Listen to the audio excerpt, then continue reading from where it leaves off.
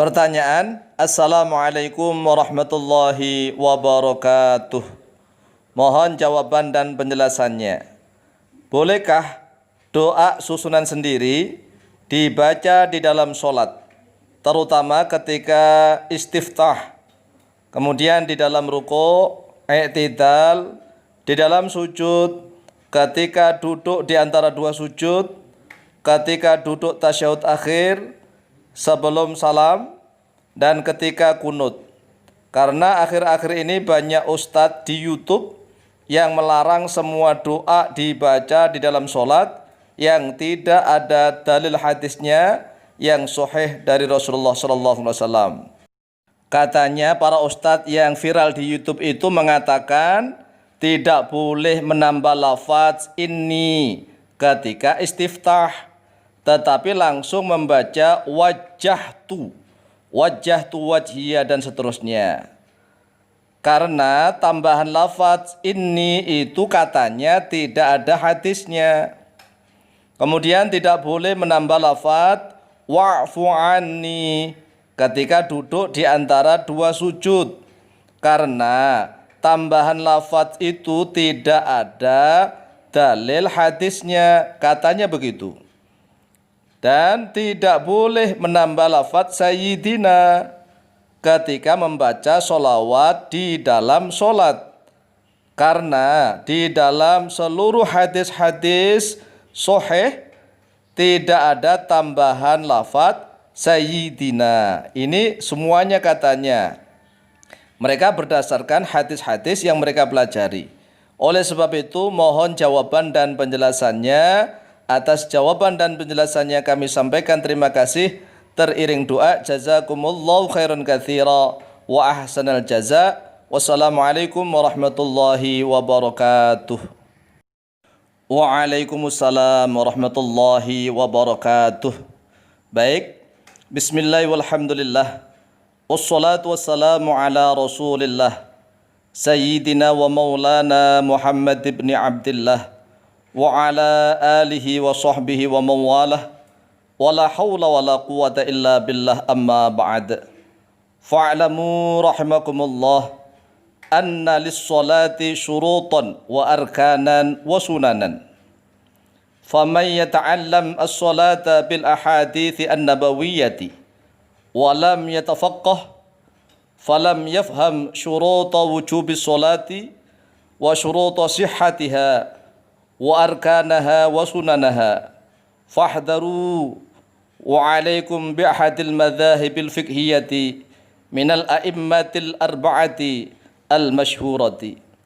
Saudaraku kaum muslimin wal muslimat rahimakumullah, ketahuilah bahwa setiap solat itu memiliki beberapa syarat, dan solat juga memiliki beberapa rukun dan memiliki beberapa sunnah. Faman yata'allam sholata, maka siapa saja yang belajar sholat bil ahadithi an-nabawiyyati dengan langsung menggunakan hadis-hadis Nabi, walam yatafaqqah, dan dia tidak mau belajar fikih, falam yafham, maka dia tidak akan paham syuruta wujubis sholati, pada syarat-syarat wajibnya sholat, wa syuruta sihatiha, dan juga tidak akan paham pada syarat-syarat sahnya sholat, wa arkanaha, dan juga tidak paham pada rukun-rukun solat, wa sunanaha, dan juga tidak akan paham sunnah-sunnahnya solat. Fahdharu, maka hati-hatilah oleh kalian. Wa alaikum bi ahadil madzahibil fiqhiyati, dan wajib atas kalian memegangi salah satu dari beberapa madhab yang bersifat fikih, minal a'immatil arba'ati, dari salah satu pemimpin madhab yang empat, al-masyhurati, yang masyhur. Jadi jelas, barang siapa yang belajar sholat langsung menggunakan hadis, maka dia nggak akan paham mana sih yang termasuk syarat wajib sholat, mana sih yang termasuk syarat sahnya sholat, mana sih yang termasuk rukun-rukun sholat, mana yang sunnah-sunnah sholat. Jadi seolah-olah semuanya itu menjadi wajib seluruhnya. Padahal para ulama ahli fikih sudah menentukan kaidah-kaidahnya. ini termasuk syarat wajib sholat, ini termasuk syarat sah sholat, ini termasuk rukun-rukun sholat, yang ini termasuk sunnah-sunnah sholat. Nah inilah ramuan yang sudah jelas. Oleh sebab itu hati-hati kepada orang yang senantiasa mengajak kembali kepada Al-Quran dan hadis, sehingga dia tidak bisa membedakan mana yang rukun, mana yang sunnah, mana yang syarat. Jadi seolah-olah menjadi wajib semua, seolah-olah menjadi rukun semua, sehingga kalau ditambah atau dikurang tidak boleh sama sekali. Inilah akibatnya orang yang sudah meninggalkan pendapat para imam madhab. Dia ingin mendirikan madhab sendiri. Jelas orang yang sudah meninggalkan madhab 4 itu ingin mendirikan madhab sendiri. Bisa dhalun mudhillun, bisa sesat menyesatkan orang lain. Sekarang marilah kita jawab pertanyaan. Kita menggunakan dasar ibarat kitab yang kecil dan tipis yang bernama kitab Al-Adhkar yang disusun oleh Imam An-Nawawi rahimahullah ta'ala. Cukup kitab tipis dan kecil hanya 1 jilid. Tidak perlu kita menggunakan kitab Al-Majmu' Syarah Al-Muhadzabnya Imam An-Nawawi atau kitab Syarah Sahih Muslim yang disusun juga oleh Imam An-Nawawi. Kita gunakan kitab Al-Adhkar. Qala al-Imam An-Nawawi rahimahullah ta'ala fil adhkari. Telah berkata oleh Imam An-Nawawi di dalam kitab Al-Adhkar, babut du'a'i ba'da tasyahudil akhiri. Pada bab doa setelah tasyahud akhir.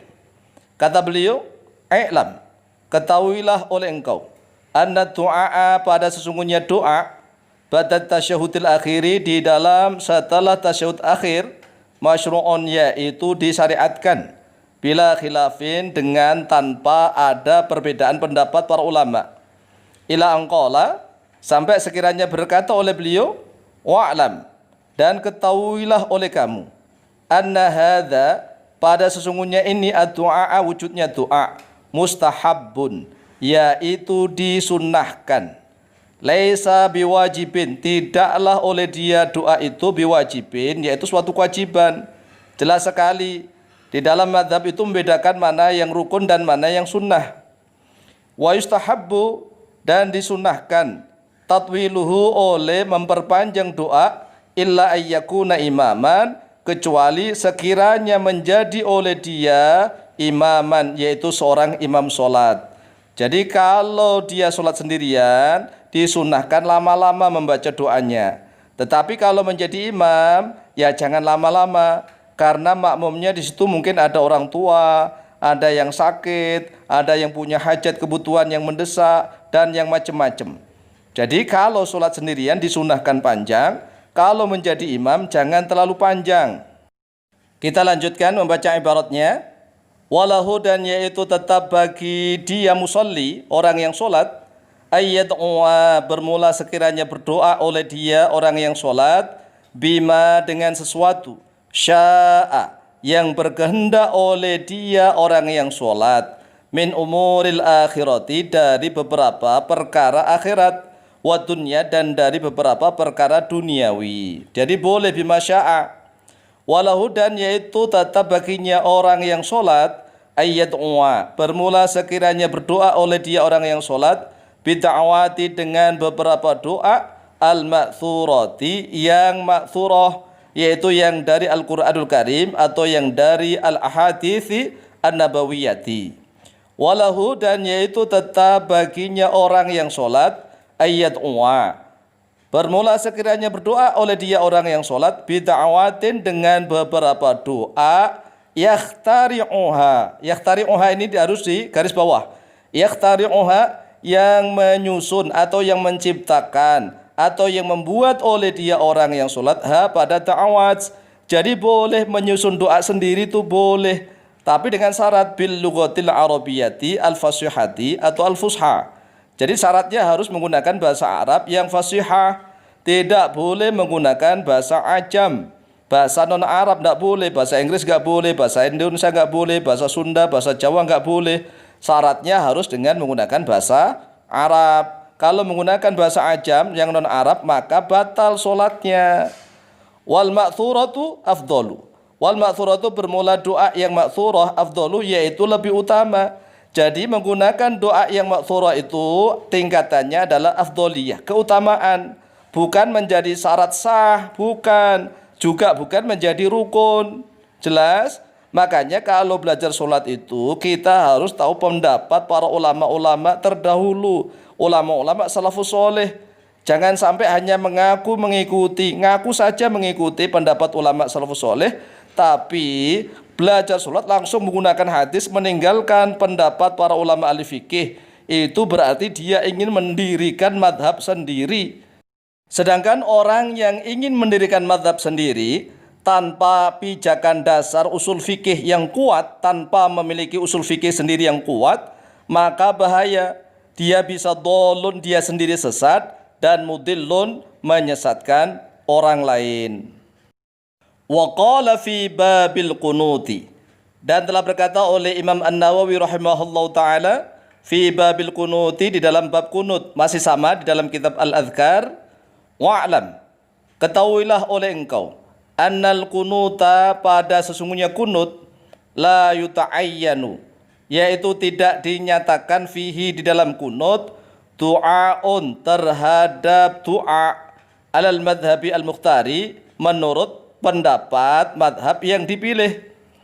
Fa'ayyu du'ain da'abi hasola al-kunutu, fa'ayyu du'ain, maka mana saja doa, da'a yang berdoa oleh dia musolli, bihi, dengan doanya itu, hasola, maka hasil, al-kunutu, oleh kunut. Jadi doa mana saja boleh, walau qanata bi ayatin au ayatin minal qur'ani al-azizi, kalau seandainya kunut oleh seseorang musolli, bi ayatin, dengan satu ayat, au ayatin, atau dengan beberapa ayat, minal qur'ani, dari Al-Qur'an al-aziz, wahia, dalam keadaan bermula dia ayat, mustamilatun, yaitu mengandung, alat du'ai, atas doa, hasola, maka hasil, al-kunutu, oleh kunut. Walakinnal afdola, akan tetapi yang lebih utama, ma, yaitu sesuatu jaat yang telah datang, bihi, dengannya ma, as-sunnatu, oleh sunnah an-nabawiyah. Jadi sekali lagi, yang datang dari Rasulullah sallallahu alaihi wasallam itu adalah tingkatnya al-afdol, afdoliyah. Tetapi doa dengan apa saja boleh, walaupun dengan susunan sendiri boleh, dengan syarat bil lughatil arabiyah, dengan bahasa Arab al-fasihah. Kalau seandainya doanya dengan satu ayat atau beberapa ayat yang mengandung doa dari Al-Quran, itu mengandung doa, maka hasil kunutnya doa dengan Rabbana atina fid dunya hasanah fil akhirati hasanah wa qina adzabannar, boleh. Lah inilah fikih, ya. Di dalam hadis dijelaskan begini, tidak. Oleh sebab itu bahaya kalau kita belajar sholat langsung menggunakan hadis. Wa qala fi babi tashmitil atisi wa hukmit tathaubi, dan telah berkata oleh beliau Imam An-Nawawi rahimahullahu ta'ala di dalam bab tashmitil atis, yaitu mendoakan orang yang bersin, wa hukmit tathaubi, dan hukumnya orang yang menguap. Faslun, idza atosa fi sholatihi yustahabbu ayyakula alhamdulillahi. Di dalam pasal, apabila bersin oleh seseorang fi sholati, di dalam sholatnya seseorang, yustahabbu, maka disunnahkan, ayyakula, terhadap sekiranya berdoa, membaca oleh dia orang yang sholat, alhamdulillahi, pada ucapan alhamdulillah, wa yusmi'u, dan mendengarkan oleh dia orang yang sholat itu, nafsahu, pada dirinya sendiri. Hadza madhabuna, hadza bermula ini madhabuna, yaitu pendapat madhab kami. Jadi jelas orang yang sholat saja ketika bersin, jegring gitu kan, cekesh, langsung baca alhamdulillah, boleh enggak? Boleh. Sah enggak? Sah. Apakah sholatnya batal? Ya enggak batal. Lah kalau seandainya ini misalnya langsung kita belajar hadis, ini boleh enggak ya kalau orang bersin dalam sholat mengucapkan hamdalah? Boleh. Walaupun misalnya berdiri, ya, bersin baca hamdalah boleh, rukuk bersin baca hamdalah boleh, sujud boleh, duduk di antara dua sujud juga boleh baca hamdalah, kemudian tahiyat juga boleh baca hamdalah. Oleh sebab itulah tambahan ini di dalam istiftah itu ada dalil hadisnya kalau ini. Kemudian tambahan wa'fu anni di antara duduk, di antara dua sujud, itu juga boleh. Kemudian menambah lafaz sayyidina di dalam sigat sholawat, walaupun itu dibaca di dalam sholat juga boleh. Boleh ya. Wong kita menyusun doa sendiri saja boleh, asalkan bil lughatil arabiyah. Apalagi misalnya menambah ini atau menambah wa'fu anni atau menambah lafaz sayyidina di dalam sholawat tatkala duduk tahiyat awal maupun tahiyat akhir. Jadi boleh. Oleh sebab itulah kita belajar fikih. Maknanya fikih, al-fikhu huwa al-fahmu. Fikih secara lughat adalah kepahaman. Kalau orang tidak mau belajar fikih maka tidak akan paham. Wallahu taala a'lamu bishawab.